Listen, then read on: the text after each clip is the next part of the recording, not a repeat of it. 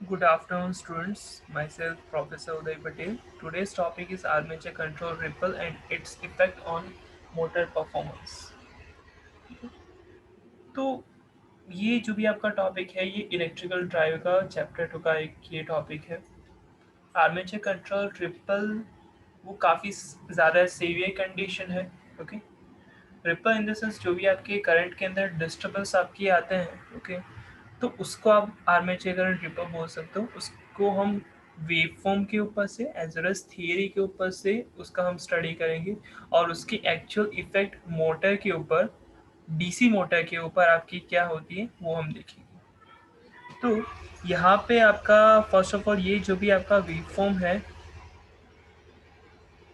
ये तो ये किसका वेव फॉर्म है? आपका आर्मेचर करंट का वेव फॉर्म है वर्सेस आपका ओमेगा टी, यानी आपकी मोटर की स्पीड से।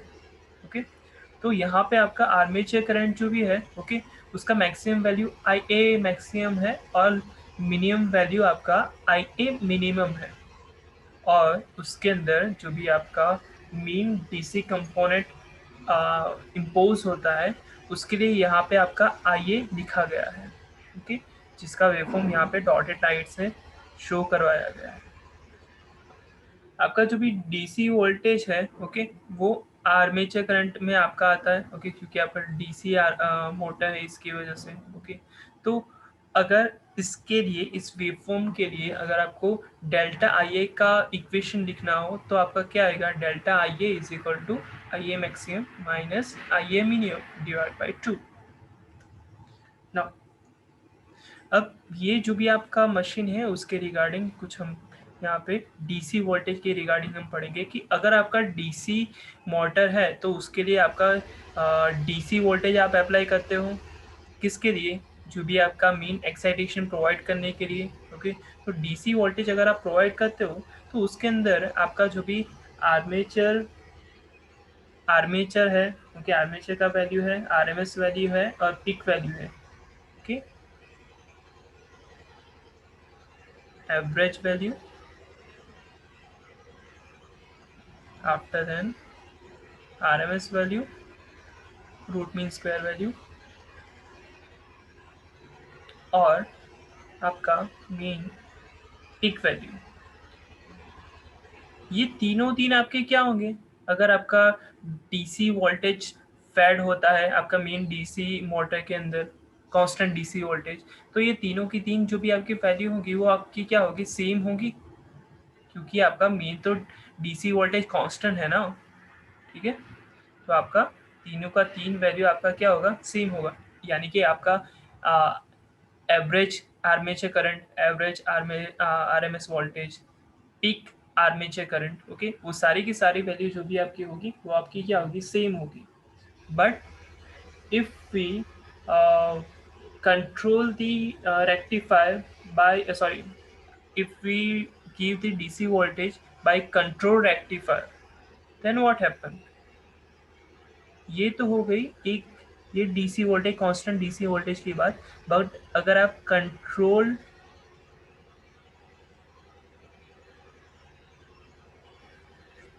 सॉरी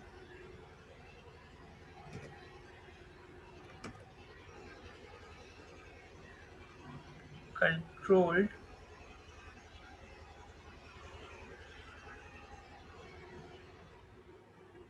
रेक्टिफायर से क्या करते हो? मेन डीसी वोल्टेज को फेड करवाते हो, तो उस टाइम की कंडीशन में आपका क्या होगा कि जो भी आपका मेन, जो भी आपके वेवफॉर्म्स होंगे उसमें आपके रिपल्स आएंगी। ओके, आपकी कोई आरएमएस वैल्यू आपको मिलेगी और कोई आपकी पिक वैल्यू मिलेगी। यानी कि जो भी आपका आर्मेचर करंट होगा, ओके, उसके अंदर आपको क्या मिलेगा? एक तो फर्स्ट ऑफ ऑल आपको रिपल मिलेगा। रिपल जो भी है, यानी वो उसके अंदर आपका क्या होगा कि आपका main constant voltage DC armature current वो क्या होना चाहिए? आर्मेचर करंट कांस्टेंट होना चाहिए, जहाँ पे आपको कुछ मिनिमम मैक्सिमम वैल्यू मिलती रहेगी, जिसको आप रिपल बोल सकते हो।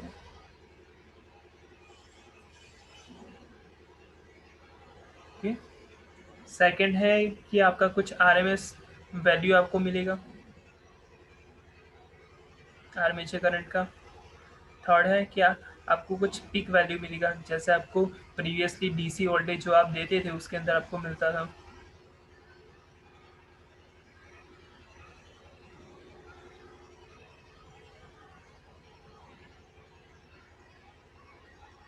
ओके, तो इस कंडीशन में ये जो भी आपका आरएमएस वैल्यू है उसको आप किससे रिप्रेजेंट कर सकते हो, आईआर से, which is just RMS value of armature current। Okay, and यहाँ पे जो भी आपका पिक वैल्यू होगा उसको आप कैसे डिनोट करोगे, आई ए मैक्सिमम से, या डायरेक्टली आप आई पिक ऐसा भी लिख सकते हो। ओके, तो ये जो भी आपको आई ए मैक्सिमम यानी कि आर्मेचर करंट जो मैक्सिमम वैल्यू यहाँ पे मिलती है वो किससे ज़्यादा होगी आपकी, मेनली एवरेज वैल्यू से आपकी क्या होगी, ज़्यादा होगी। ये आपका ये वैल्यू है वो आपका एवरेज वैल्यू से क्या है, ज़्यादा है। बट यहाँ पे ये एवरेज वैल्यू से ज़्यादा होने से क्या इफेक्ट होता है मेनली, फर्स्ट ऑफ ऑल तो जो भी आपका आर्मेचर करंट है वो किसके लिए रिस्पॉन्सिबल है, टॉर्क को जनरेट करवाने के लिए। मेनली जो भी आपका डीसी मोटर है तो आपका क्या चाहिए, टॉर्क काफ़ी ज़्यादा इंपॉर्टेंट होता है। टॉर्क की वजह से ही आपका क्या होता है कि मेन डीसी मोटर का जो भी साफ्ट या जो भी आप रोटर उसको बोलते हैं वो आपका रोटेट होता है। ठीक है, जो भी आपका आरएमएस वैल्यू है ओके उसकी वजह से आपका क्या होता है कि हीट लॉसेस होता है ओके, या हीट इफेक्ट आपकी इंड्यूस होती है आपकी मेन डीसी मोटर के अंदर।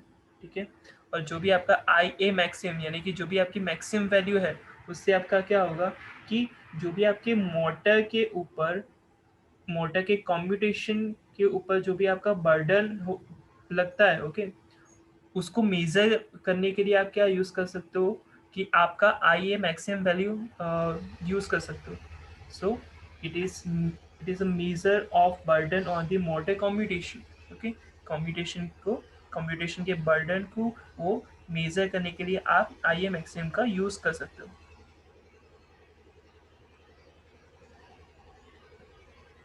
ठीक, अब मेनली जो भी आपका ये तो हो गई कुछ डीसी वोल्टेज कंट्रोल रेक्टिफायर की बात। बट कंट्रोल रेक्टिफायर जब आप यूज़ करते हो ना ओके, तो आपका क्या होता है कि रेक्टिफायर है तो आपका एसी टू डीसी कन्वर्जन होता है ओके। तो उस कंडीशन में अगर आपका स्किन इफेक्ट आ जाता है ओके, तो क्या होगा कि जो भी आपका आर्मेचर का रेजिस्टेंस होगा वो इंक्रीज होगा। स्किन इफेक्ट का मतलब क्या होता है कि जो भी आपका करंट होता है ओके, वो आपके कंडक्टर के सरफेस के ऊपर काफ़ी ज़्यादा उसकी इंटेंसिटी इंक्रीज हो जाती है, और वो जो भी आपका मेनली सेंटर वाला पार्ट होता है कंडक्टर का, वहाँ पे आपका क्या होता है कि करंट की इंटेंसिटी कम हो जाती है ओके, ज़्यादा से ज़्यादा करंट आपका सरफेस के ऊपर से आपका फ्लो होगा, ना कि आपके सेंटर के ऊपर से। ठीक, वो उसका मेजरली क्या है, एक डिसएडवांटेजेस है स्किन इफेक्ट होने का। ओके, अगर स्किन इफेक्ट होता है तो आपका आर्मेचर का रेजिस्टेंस मेन जो भी आपका होता है ओके, आर्मेचर रेजिस्टेंस वो आपका क्या हो जाता है, काफ़ी ज़्यादा इंक्रीज हो जाता है उसकी वजह से। और मेनली उसकी भी वजह से इनडायरेक्टली जो भी आपकी इफेक्ट होती है तो आपका रिपल फ्रीक्वेंसी जो भी होता है वो आपका डीसी वैल्यू से आपका क्या हो जाएगा, ज़्यादा हो जाएगा। ओके, आफ्टर देन अगर I R M S okay, जो भी आपका आर एम एस वैल्यू है ओके, वो अगर ज़्यादा होता है तो इनडायरेक्टली जो भी आपका मेनली डीसी मोटर होता है उसमें आपका आर्मेचर कॉपर लॉस क्या हो जाएगा, इंक्रीज हो जाएगा। ठीक, और उसकी वजह से जो भी आपका मेनली जो ये हीटिंग इफेक्ट होता है ओके, उसकी वजह से कॉपर लॉस भी आपके होते हैं। तो इनडायरेक्टली आपका क्या होता है कि जो भी आपका कोर लॉस होता है ना ओके, मेनली जो भी आपका कांस्टेंट लॉस आप जो बोलते हो ओके, वो भी इनडायरेक्टली आपका क्या होगा, इंक्रीज होगा। तो ये हो गई आपका कंट्रोल रेक्टिफायर के अंदर कुछ ना कुछ जो भी आपके मेन डिसएडवांटेजेस होते हैं ना उसकी बात।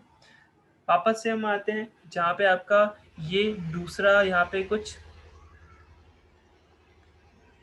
वेक्टर डायग्राम ड्रॉ किया गया है जहाँ पे आपका आई ए सी है okay, I A C okay, वो क्या डिनोट करता है, interpole ripple current okay. I A C means inter pole ripple current, and then this is a phi. Phi is angle between IAC and phi A. Okay, और जो भी आपका mainly phi angle होता है वो कहाँ से आपको मिलेगा कि वो मेनली जो भी आपका एडी करंट आप जो फाइंड आउट करते हो वहां से आप फाई को फाइंड आउट कर सकते हो। वहाँ पे मेनली जो भी आपका एडी करंट का इक्वेशन होता है ना, वहां से आपको फाई आप फाइंड आउट कर सकते हो। ओके, और आफ्टर देन जो भी ई एस है, okay, E S is speed EMF in phase of I A. Okay, जो भी आपका फाई ए है, ओके, आर्मेचर फ्लक्स जो उसको आप बोलते हो, वो उसके साथ क्या है, ई एस जो भी आपका स्पीड ईएमएफ है वो फाई ए के इन फेज में है। Okay, after then E R क्या डिनोट करता है कि वो रिएक्टेंस वोल्टेज को डिनोट करता है उसको। ओके, और वो रिएक्टेंस वोल्टेज है वो is equal to an opposite of E S है।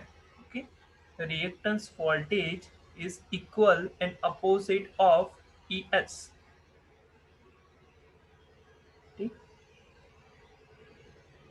और ये जो भी आपका मेनली ई आर मिलता है ना, ओके, जो भी आपका रिएक्टेंस ईएमएफ जो बोलते हो या रिएक्टेंस वोल्टेज जो बोलते हो, वो जो भी आपको मिलेगा वो जब आपका एडी करंट नहीं होगा तब आपको मिलेगा, यानी we get E R in absence of eddy current.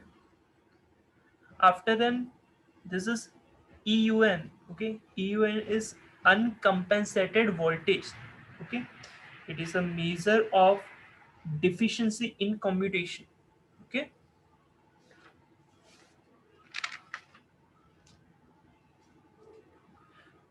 तो ये वेक्टर डायग्राम पूरे के पूरे मेनली जो भी होता है, ओके, डीसी मोटर के अंदर जो भी आपका आईएसी है, आर्मेचर फ्लक्स है, ईएस है यानी कि स्पीड ऑफ ईएमएफ है, अनकम्पेंसेटेड वोल्टेज है, रिएक्टेंस वोल्टेज है, ओके, डिफरेंट डिफरेंट कंडीशन पे आपको यहाँ पे वेक्टर डायग्राम मिलता है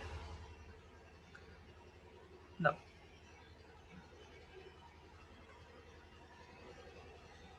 After then some important consideration, okay, another important point to be noted is about interpole winding। okay, जो हमने interpole winding की बात की थी उसके बारे में यहाँ पे लिखा हुआ है, the interpole winding is a series with the armature winding and hence the increase in losses in the interpole winding and consequent temperature rise of the interpole winding। in the sense अगर आप interpole की बात करते हो तो interpole जो भी आपकी वाइंडिंग होती है वो किसके साथ होगी, आर्मेचर वाइंडिंग के सीरीज के साथ होगी।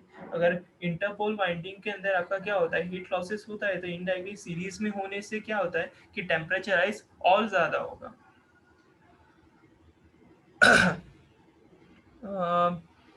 And it is a very major problem। okay, unlike the armature winding, the interpole winding is stationary। जो भी आपका आर्मेचर वाइंडिंग होता है वो तो आपका क्या होता है कि रोटेट होता है ना, लेकिन आपकी जो भी मेनली इंटरपोल वाइंडिंग होगी वो आपकी क्या होगी, फिक्स्ड होगी, स्टेशनरी होगी, वो रोटेट नहीं होगी रोटर के साथ। The motor commutation problem becomes a severe not only because of peak current IA maximum is higher than the IA, but also because of the pulsating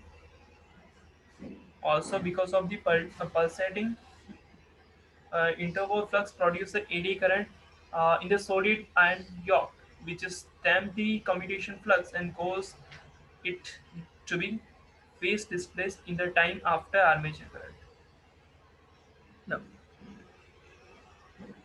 तो ये सारी चीज़ें क्या होगी कि अगर आपका कंपटीशन होता है तो उस टाइम की कंडीशन में जो भी आपकी डिफरेंट डिफरेंट कंडीशन होती है, लाइक आपका सॉलिड यॉक होगा तो क्या होगा, वो सारी चीज़ें यहाँ पे डिस्कशन किया हुआ है। ओके, अब हम बात करते हैं कि जो भी हमारा योग होता है, ओके, योग इनडायरेक्टली क्या होता है कि जो भी आपका मशीन होता है ना, ओके, जिसका आउटर लेयर जो भी होता है, जिसका मेन बेस आप देखते हो, ओके, वो पूरा का पूरा जो भी आपका होता है उसको आप योग बोलते हो।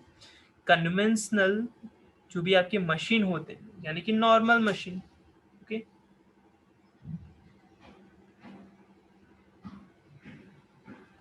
कन्वेंशनल जो भी आपकी मोटर होती है,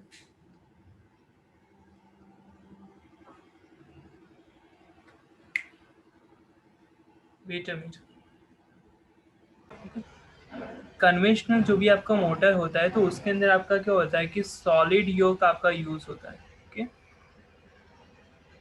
का सॉलिड योग आपका क्या होता है, यूज होता है। ओके, अगर आप सॉलिड योग यूज करते हो तो उसके अंदर आपका क्या होता है कि मेनली जो भी आपका आर्मेचर करंट होता है, ओके, एंड जो भी आपका फाई ए, ओके, यानी कि करंट एंड आपका जो भी फ्लक्स होता है उसके बीच में जो भी आपका एंगल होगा वो कितना होगा, 45 डिग्री टू आपका कितना हो सकता है, 50 डिग्री तक आपका हो सकता है। वेट अ मिनट, जो भी मेन आपका एंगल होता है कि वो कहाँ से कितने तक हो सकता है, मेनली 45 डिग्री टू मेनली कितना तक हो सकता है, 50 डिग्री तक आपका हो सकता है। ओके, यानी आप देख सकते हो यहाँ पे ये जो भी आप देख रहे हो ना, ये ओके, ये फाई आपको कितना मिल सकता है, 45 डिग्री टू 50 डिग्री तक मिल सकता है।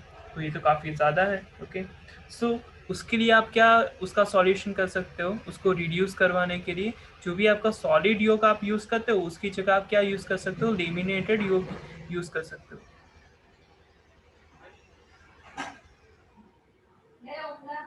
और लेमिनेटेड जो भी आपका योग यूज होता है ना, ओके, तो उसकी कंडीशन में आपका क्या होता है कि जो भी आपका मीन डिग्री होगा, ओके, जो भी आप एंगल कंसिडर कर रहे हो तो वो कितने तक आपका रिड्यूस हो सकता है, 15 degree, okay, 15 degree to sorry 10 to 15 degree तक आपका यूज हो सकता है, अरे रिड्यूस हो सकता है। ओके, और इतने डिग्री तक आप अगर रिड्यूस करते हो तो मेनली आपका क्या होता है कि जो भी आपका कम्यूटेशन कैपेबिलिटी होता है, ओके, जो भी आपका कम्यूटेशन जो भी आपका कैपेबिलिटी होता है, ओके, वो आपका क्या होगा, काफ़ी ज़्यादा इम्प्रूव हो सकता है यहाँ पे। ओके, सो ये जो भी आप कॉम्पिटिशन कैपेबिलिटी की हम यहाँ पे बात कर रहे हैं ना, ओके, वो क्या होगा कि उससे आपका जो भी मेनली जब रिपल प्रेजेंट होगा ना, ओके, तो उस कंडीशन की हम बात कर रहे हैं कि उस कंडीशन में जो भी आपका कॉम्पिटिशन कैपेबिलिटी होता है, ओके, वो आपका इम्प्रूव होगा। यानी आप लेमिनेशन अगर आप योग यूज़ करते हो, ओके, तो काफ़ी ज़्यादा यहाँ पे आपको बेनिफिट मिल सकता है। ओके, सेकेंड थिंग कि जब आप रेक्टिफायर को यूज़ करते हो, ठीक है, जब आप रेक्टिफायर का यूज़ करते हो, ओके, तो उस कंडीशन में जो भी आपके पल्स होते हैं, ओके, वो आपके इंक्रीज या डिक्रीज कर सकते हो। पल्सेस यानी आपके 6 pulse, 12 pulse, 18 pulse, different different pulse आप जो भी यूज़ करते हो, ओके, उसको आप इंक्रीज या डिक्रीज कर सकते हो रेक्टिफायर के अंदर। तो उससे क्या होता है कि जो भी आपका मेनली आउटपुट के अंदर जो भी आपका फ्रीक्वेंसी होता है वो आपका इंक्रीज होगा, और जो भी आपका मैग्नीट्यूड होता है मेनली वेवफॉर्म का वो आपका क्या होगा, डिक्रीज होगा। ओके, और जो भी आपका मेनली आर्मेचर सर्किट का जो भी रिएक्टेंस होता है, ओके, वो डायरेक्टली किसके प्रोपोर्शनल में होता है, फ्रीक्वेंसी के प्रोपोर्शनल में होता है। और जो भी आपका इस कंडीशन में आर्मेचर का करंट होता है, ओके, जो मेनली हायर हायर पल्सेस की जो हम बात कर रहे थे ना, ओके, उस कंडीशन की हम बात करते हैं तो उस कंडीशन में जो भी आपका आर्मेचर रिपल होता है, ओके, वो आपका क्या होगा, आर्मेचर रिपल, यानी मेनली करंट के अंदर जो भी आपका रिपल्स होते हैं, ओके, वो इनडायरेक्टली क्या होंगे, डिक्रीज होंगे। ओके, क्योंकि आपके पल्सेस तो आपके क्या है, ज़्यादा है ना। इनडायरेक्टली ये आप बोल सकते हो कि जो भी आपका डीसी वोल्टेज के अंदर जैसे जैसे आप पल्सेस इंक्रीज करवाते जाते हो तो मेन जो भी आपका होता है मेन रेक्टिफायर या डीसी वोल्टेज वो आपका काफ़ी ज़्यादा डीसी के अंदर, प्योर डीसी के अंदर आपका कन्वर्जन होता जाएगा। और अगर आप डी रेटिंग की बात करते हो तो थ्री फेज जो भी आपका रेक्टिफायर होता है उसका डी रेटिंग काफ़ी ज़्यादा कम होता है, किससे, आपका सिंगल फेज रेक्टिफायर से। तो उसका सॉल्यूशन इनडायरेक्टली आपका क्या है कि आप इंडक्टर यानी कि फिल्टरिंग इक्विपमेंट यूज कर सकते हो, जो भी आपका मेनली यहाँ पे जो भी प्रॉब्लम्स हुए हैं उसके लिए। लेकिन अगर आप इंडक्टर यूज करोगे तो आपका रिपल तो क्या हो जाएगा, कम हो जाएगा, ओके। बट आपका इनडायरेक्टली जो भी आपका मेन मशीन का वॉल्यूम होगा वो आपका इंक्रीज हो जाएगा, एज वेल एज जो भी आपका कॉस्ट होगा वो आपका इंक्रीज हो जाएगा। यानी आप कभी भी फिल्टर यूज करते हो, ओके, मशीन के अंदर, तो आपको क्या यूज करना पड़ेगा, कब फिल्टर यूज करना पड़ेगा, जब भी आपका हायर रिपल करंट आपके आते हैं, करंट के अंदर जो भी आपके हायर वैल्यू ऑफ रिपल्स आपके आते हैं, तो ही आप यूज करना फिल्टर्स को, ओके। तो आपके लिए वो बेनिफिशियल है। वरना आप कम मशीन, कम रेटिंग वाले मशीन के लिए, वहाँ के लिए आप रिपल आपके आते हैं, ओके। कम रेटिंग वाले के अंदर आपका क्या होता है कि रिपल भी आपकी कम आएंगे कंपेरेटिवली, काफ़ी ज़्यादा जो भी हायर रेटिंग के जो भी आपके मशीन होते हैं उसके कंपेरेटिवली। तो उस कंडीशन में आपका क्या होगा कि कॉस्टिंग काफ़ी ज़्यादा इंक्रीज हो जाएगा, और मशीन जो भी होगा, ओके, वो काफ़ी ज़्यादा उसका साइज़ भी इंक्रीज हो जाएगा। तो वो हमारे लिए क्या है, रिलायबल नहीं है, ओके। तो ये हमने देखा कि जो भी आपका इफेक्ट ऑफ मोटर परफॉर्मेंस या armature current ripple and its effect on motor performance. Next lecture के अंदर हम क्या करेंगे कि आर्मेचर करंट के जो भी लॉसेस होते हैं उसकी कैलकुलेशन हम देखेंगे। Thank you so much.